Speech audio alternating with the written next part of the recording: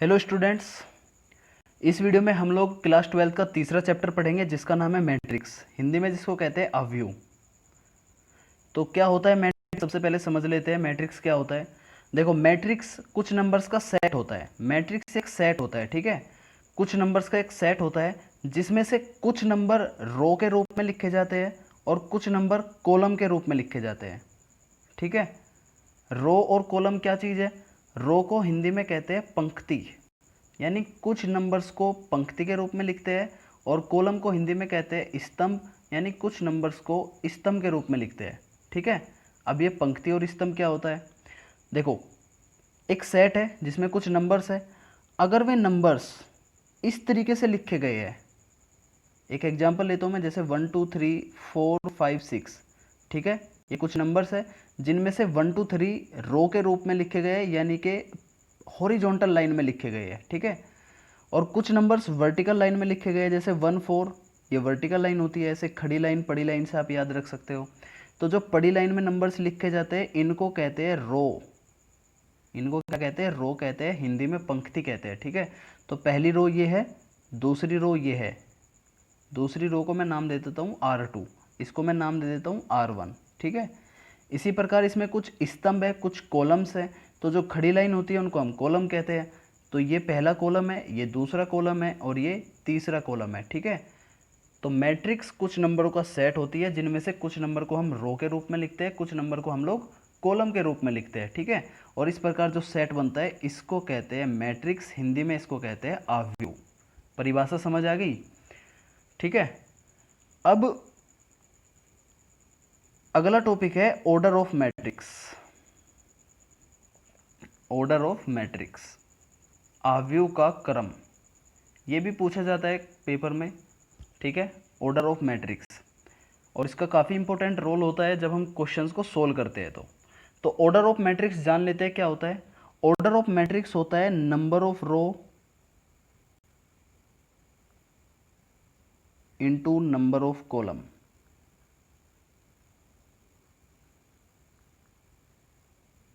ठीक है। Number of row into number of column को हम लोग क्या कहते हैं? ऑर्डर ऑफ मैट्रिक्स कहते हैं। जैसे वही एग्जांपल में ले लेता हूँ 1 2 3 एंड 4 5 6, ठीक है। तो इसमें कितनी रो है? इसमें 2 रो है, पहली रो दूसरी रो, ठीक है। और कितने कॉलम है? 3 कॉलम है, पहला कॉलम, दूसरा कॉलम और तीसरा कॉलम। तो इस मैट्रिक्स का ऑर्डर क्या हुआ? 2 इंटू 3। फॉर्मूला क्या है? Number of row and number of column, और बीच में मल्टीप्लाई, ठीक है, इनटू कहेंगे हम इसको। तो किसी भी मैट्रिक्स का ऑर्डर होगा नंबर ऑफ रो, यानी m कह देता हूँ मैं उसको, और नंबर ऑफ कॉलम n कह देता हूँ, ठीक है। यहाँ आपको एक बात ध्यान रखनी है कि सबसे पहले रो आएगा उसके बाद कॉलम आएगा, ठीक है। ऐसा मत कर देना 3 इंटू 2 मत कर देना, ये गलत हो जाएगा। ध्यान रह जाएगी बात ऑर्डर ऑफ मैट्रिक्स में। तो एक क्वेश्चन है मेरा आपसे, इसका आंसर सभी को अब कमेंट बॉक्स में देना है। मैं एक एग्जांपल यहाँ पे लिख रहा हूँ, आपको बताना है कि इस मैट्रिक्स का ऑर्डर कितना होगा, ABCDEF, ठीक है। इसका आपको कमेंट बॉक्स में ऑर्डर बताना है, ठीक है। मैं सभी का कमेंट चेक करूँगा। एक बात और बच्चों, कुछ बच्चे ऐसा करते हैं कि वीडियो तो देखते हैं लेकिन बीच में जाकर ही छोड़ देते हैं या स्किप कर देते हैं। आपको ऐसा नहीं करना है। मैं जानता हूँ कि वीडियो को पढ़ते वक्त बोरियत आ जाती है, लेकिन आपको ये ध्यान रखना है कि आपको अपने बोर्ड एग्जाम में ज़्यादा से ज़्यादा स्कोर करना है, ठीक है। अच्छे नंबर लेकर के आने हैं। तो इसीलिए वीडियो को पूरा देखो और अपने पास में अपनी नोटबुक रखो, जो भी आपको पढ़ाया जाए उसे अपनी नोटबुक में उतार लो, ठीक है, ताकि वो पेपर के टाइम पे आपके रिवीजन करने में हेल्प हो। अच्छा, अब हम नेक्स्ट टॉपिक पे चलते हैं। नेक्स्ट टॉपिक है अवयव का निरूपण। तो देखो, नोटेशन ऑफ मैट्रिक्स क्या होता है। अभी इस मैट्रिक्स के अंदर जो मैंने नंबर्स लिखे हैं इनको कहते हैं हम एलिमेंट्स। इनको हम क्या कहते हैं? एलिमेंट्स ऑफ मैट्रिक्स, अवयव के अवयव, एलिमेंट्स ऑफ मैट्रिक्स। इनको हम डिनोट कैसे करेंगे एलिमेंट्स ऑफ मैट्रिक्स के?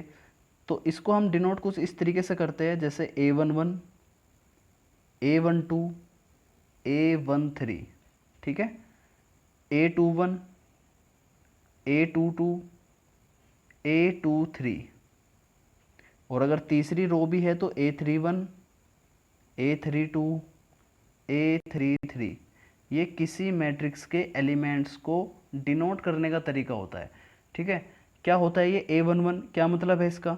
इसका मतलब ये है कि 11 यानी पहली रो पहला कॉलम, इस जगह पे जो एलिमेंट आएगा उसको हम लोग कहेंगे A11। ठीक है, A12 का मतलब क्या है? पहली रो और दूसरा कॉलम, इस जगह पे जो एलिमेंट आएगा उसको हम लोग A12 कहेंगे। A13 का मतलब है पहली रो तीसरे कॉलम, इस जगह पे जो एलिमेंट आएगा उसको हम लोग A13 कहेंगे। इसी प्रकार A21 का मतलब है दूसरी रो और पहले कॉलम की जगह पे जो एलिमेंट आएगा। A22 का मतलब है दूसरी रो और दूसरे कॉलम की जगह पे जो एलिमेंट आएगा उसको A22 कहेंगे। ठीक है, इसी प्रकार A23 है, A31 है, A32 है, A33 है। ठीक है, अब आप ये बात समझ गए होंगे कि इनका मतलब क्या होता है। A21 का मतलब क्या है? दूसरी रो पहला कॉलम। A33 का मतलब क्या है?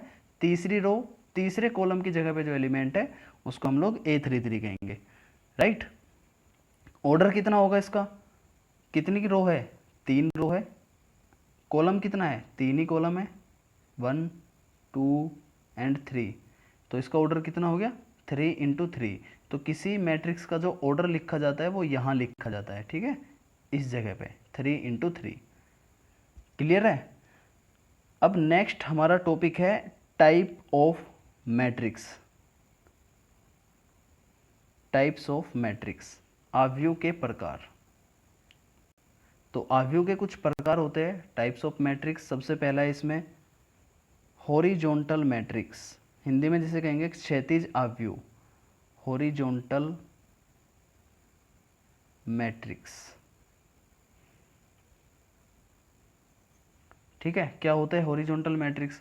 देखो, हॉरिजॉन्टल का मतलब होता है एक ऐसी लाइन जो देसी भाषा में कही तो पड़ी हुई लाइन को हम हॉरिजॉन्टल कहते हैं, और खड़ी हुई लाइन को हम लोग वर्टिकल लाइन कहते हैं। ठीक है, वर्टिकल लाइन जिसे हिंदी में कहते हैं ऊर्ध्वाधर रेखा। ठीक है, खड़ी लाइन को वर्टिकल लाइन, पड़ी हुई लाइन को हॉरिजॉन्टल लाइन। ठीक है, अब इस चीज़ में कंफ्यूज मत हो जाना कि रो और कॉलम कि अभी मैंने आपको बताया था कि पड़ी लाइन तो रो होता है, वो मैट्रिक्स में होता है। लेकिन अगर हम लाइन की बात करें तो लाइन में horizontal line and vertical line. ठीक है, तो अब हम हॉरिजॉन्टल मैट्रिक्स की जब बात करते हैं तो हॉरिजॉन्टल मैट्रिक्स का मतलब ये है जिसमें number of rose number of column से कम होंगे। ठीक है, जिसमें पंक्तियों की संख्या स्तंभों की संख्या से कम होगी। इसका एग्जाम्पल देख लेते हैं, एग्जाम्पल से बात समझ आएगी मैं जो बोल रहा हूँ। ठीक है, मान के चलो एक एग्जाम्पल ऐसा है 1 2 3 4 5 6। तो इसका आपको अगर शेप की मैं बात करूँ, इस मैट्रिक्स का शेप कैसा दिख रहा है? ऐसा दिख रहा है कि ये पड़ा हुआ सा है ना, पड़ी हुई लाइन की तरह इसका शेप दिख रहा है। और दूसरा तरीका क्या है?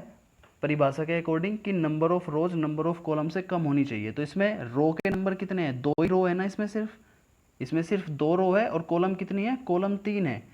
ठीक है, कॉलम 3 है, तो रोज की संख्या कॉलम की अपेक्षा कम है, इसीलिए ये कैसी मैट्रिक्स है? ये एक हॉरिजॉन्टल मैट्रिक्स है।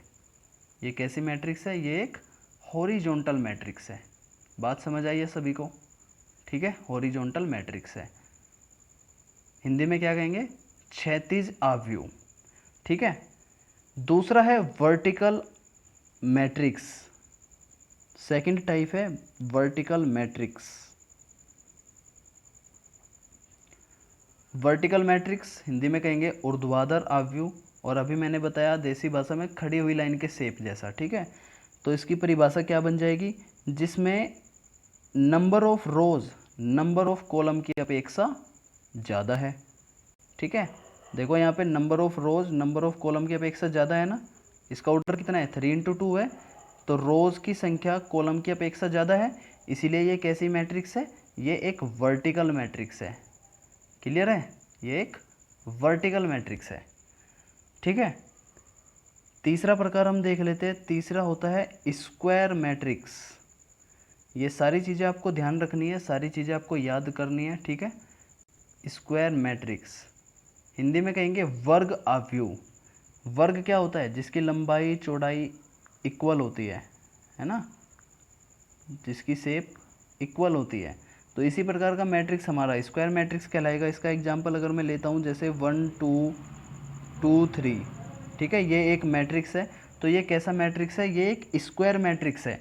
परिभाषा से हम क्या कहेंगे कि अगर number of rose number of column के बराबर हो, ठीक है। देखो यहाँ पे दो ही रो है, दो ही कॉलम है, तो number of rose and number of column बराबर है, इसलिए ये कैसा मैट्रिक्स है, ये एक स्क्वायर मैट्रिक है। क्लियर है। 4 टाइप हम लोग पढ़ते हैं। Line matric, line matric, matric नहीं मैट्रिक्स, ठीक है। लाइन मैट्रिक्स, लाइन मैट्रिक्स मतलब जिसमें नंबर ऑफ रोज सिर्फ एक ही हो, ठीक है। जैसे 1 2 3, तो इसमें नंबर ऑफ रो कितना है, सिर्फ एक ही है, और कॉलम कितने हैं, 3 है, ठीक है। तो इसलिए इसको हम लोग कहेंगे लाइन मैट्रिक्स, या इसको हम लोग रो मैट्रिक्स भी कह सकते हैं, रो मैट्रिक्स इसको कह सकते हैं, ठीक है। इसी प्रकार अगला टाइप होगा हमारा कॉलम मैट्रिक्स। कॉलम मैट्रिक्स क्या होगा, जिसमें कॉलम की संख्या सिर्फ एक हो, जैसे 1 2 3 इस तरीके से लिखे गए, तो इसमें कितनी रो है, इसमें 3 रो है, लेकिन इसका कॉलम कितना है, सिर्फ एक ही है, राइट। तो इसको हम लोग कहेंगे कॉलम मैट्रिक्स या फिर स्तंभ आव्यूह, ठीक है। इसके अलावा नेक्स्ट होता है जीरो मैट्रिक्स यानी शून्य आव्यूह। जीरो मैट्रिक्स, जीरो मैट्रिक्स क्या होता है, जिसमें सारे एलिमेंट्स 0 0 हो, जिसमें सारे एलिमेंट 0 0 हो, उसको हम लोग क्या कहेंगे, जीरो मैट्रिक्स कहेंगे, ठीक है। और इसको एक ऐसी बड़ी सी जीरो से भी डिनोट कर सकते हैं। ये हमारा जीरो मैट्रिक्स है। क्लियर है। अब सबसे इम्पोर्टेंट होता है इसमें आइडेंटिटी मैट्रिक्स।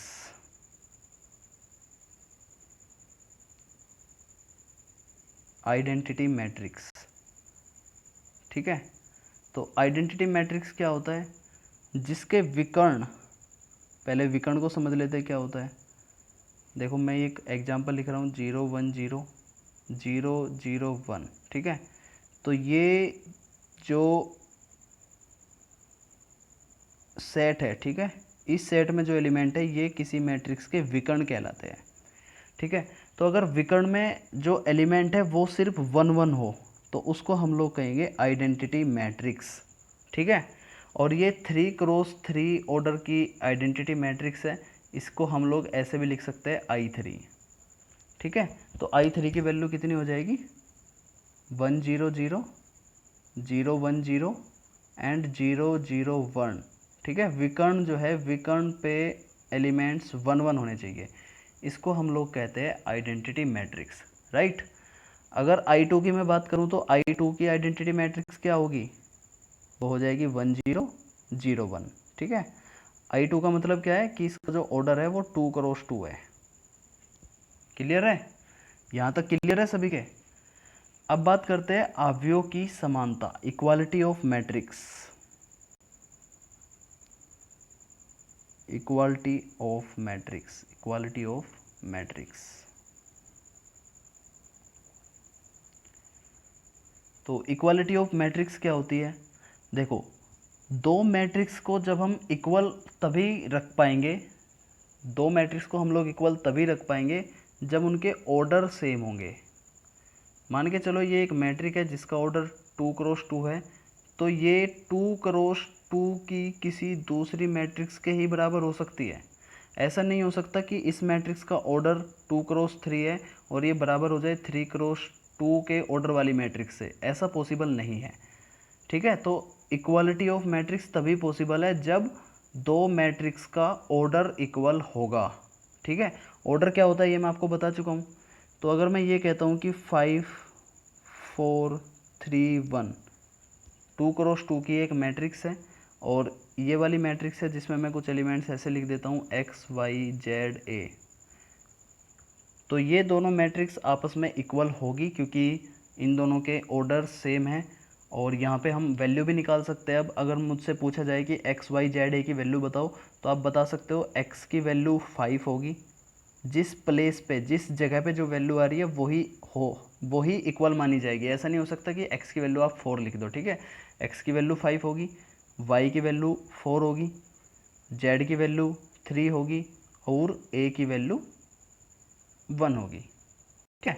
तो इस तरीके से आप मैट्रिक्स की इक्वालिटी को चेक कर सकते हैं। इनसे रिलेटेड मैं कुछ क्वेश्चंस भी आपको कराऊंगा। आज का थ्योरी का लास्ट टॉपिक देख लेते हैं हम। थ्योरी का लास्ट टॉपिक ये है अवयव का योग, sum of matrix. Sum and difference दोनों ही एक साथ बता देता हूँ। Sum and difference of a matrix, of a matrix, of matrix a नहीं आएगा। जब हम जोड़ते हैं या घटाते हैं तो कम से कम 2 नंबर्स की ज़रूरत होती है, ठीक है।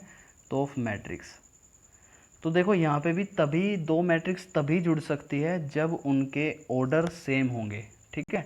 जब उनके ऑर्डर सेम होंगे तभी 2 मैट्रिक्स जुड़ सकती है। तो जैसे अभी मैंने एग्जांपल लिया था 5 4 3 1 का, और इसमें मुझे दूसरी मैट्रिक्स को जोड़ना है जैसे x y z a, तो कुछ इस प्रकार से जुड़ेंगे। ये भी एक मैट्रिक्स ही बन करके आएगी कि 5 के साथ सिर्फ x जुड़ सकता है। तो क्या मैट्रिक्स बनेगी? 5 + x बनेगी। समझ लेना ध्यान से। 4 के साथ y ही जुड़ सकता है तो 4 + y बनेगी, ठीक है। और ये उसी जगह पे आएगा जिस जगह पे ये दोनों एलिमेंट्स थे। अब 3 के साथ z जुड़ेगा तो 3 + z आएगा, और 1 के साथ a जुड़ेगा तो 1 + a आएगा, ठीक है। तो जोड़ने के बाद ये एक नई मैट्रिक्स बनी। इस तरीके से हम सम निकाल सकते हैं। और इसी तरीके से अगर यहाँ पे माइनस आ जाता तो यहाँ पे भी माइनस आ जाता इन सारे नंबर्स के बीच में। तो आप देख रहे होगे कि जो ऑर्डर इसका है, इसका ऑर्डर 2 × 2 का है, इसका भी ऑर्डर 2 × 2 का है, और जो आंसर आया है उसका ऑर्डर भी 2 × 2 ही है, ठीक है। तो इस तरीके से हम सम एंड डिफरेंस देख सकते हैं मैट्रिक्स के। अब कुछ एग्जांपल्स देख लेते हैं। बाकी जो आगे के टॉपिक है जैसे मल्टीप्लाई, ये सब हम नेक्स्ट वीडियो लेक्चर में डिस्कस करेंगे, ठीक है।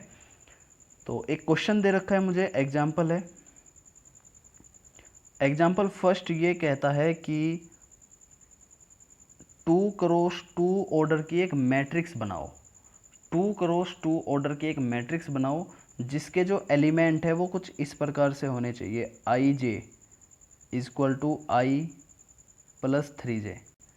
एलिमेंट की कंडीशन ये दे रखी है। I और J का क्या मतलब है? I का मतलब है रो और J का मतलब है कॉलम, ठीक है। तो इस तरीके से मुझे एक 2 × 2 ऑर्डर की एक मैट्रिक्स बनानी है।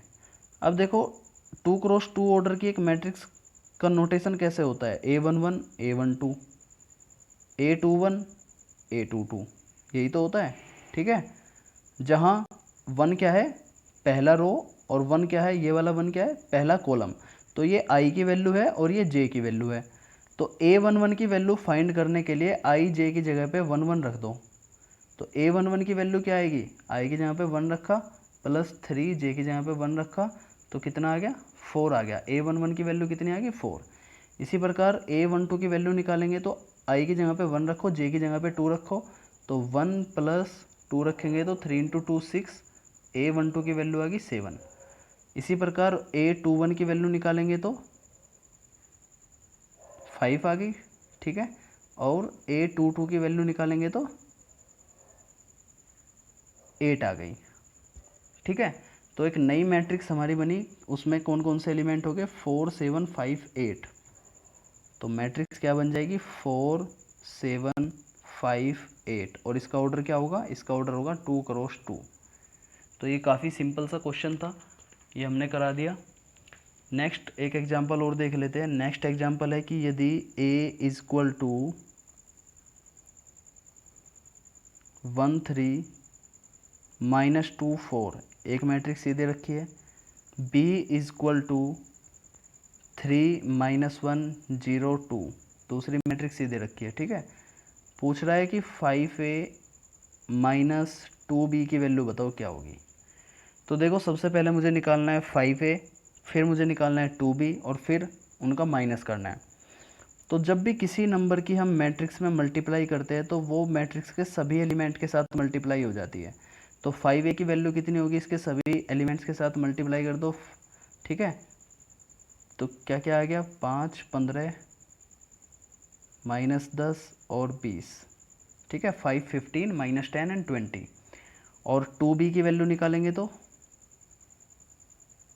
6 0 -2 एंड 4। क्या किया मैंने? 2 की मल्टीप्लाई सभी एलिमेंट के साथ कर दी। अब इनको माइनस करेंगे तो जब माइनस करेंगे 5a माइनस 2 भी करेंगे, यहीं पे समझ लो 5a माइनस 2 भी करेंगे, तो मैंने बताया था जिस प्लेस पे जो नंबर है उसी प्लेस को सब्ट्रैक्ट करना है, राइट। तो 5 में से 6 गए, एक वो भी माइनस का, क्योंकि 6 के सामने माइनस आएगा, -1, ये 15, ये हो गया हमारा माइनस के 8, और ये हो गया हमारा 16। तो ये इसका आंसर आ गया। तो इस तरीके से आपको क्वेश्चन करने हैं। बाकी क्वेश्चंस की आप खुद प्रैक्टिस करो। इसके अलावा अगर आप चाहते हो कि अच्छे से आपको सारे क्वेश्चंस की प्रैक्टिस कराई जाए और अच्छे से आपको थ्योरी समझाई जाए, तो आप ऑनलाइन बैच ज्वाइन कर सकते हो। ऑनलाइन बैच कैसे ज्वाइन करना है इसकी जानकारी मैंने दे रखी है।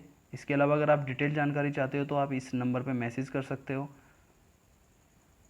और अगर आपको लगता है कि आपको ऑनलाइन बैच की ज़रूरत नहीं है, फ्री कंटेंट आपको यहाँ पे मिलता रहेगा, थ्योरी लेक्चर्स आपको यहाँ पे मिलते रहेंगे, तो इसीलिए आप इस चैनल को सब्सक्राइब कर सकते हो और अपने सभी दोस्तों के साथ शेयर कर सकते हो। ठीक है, सभी बच्चों को ये चैनल सब्सक्राइब कर लेना चाहिए, यहाँ पे बहुत सारा अच्छा अच्छा कंटेंट मिलने वाला है।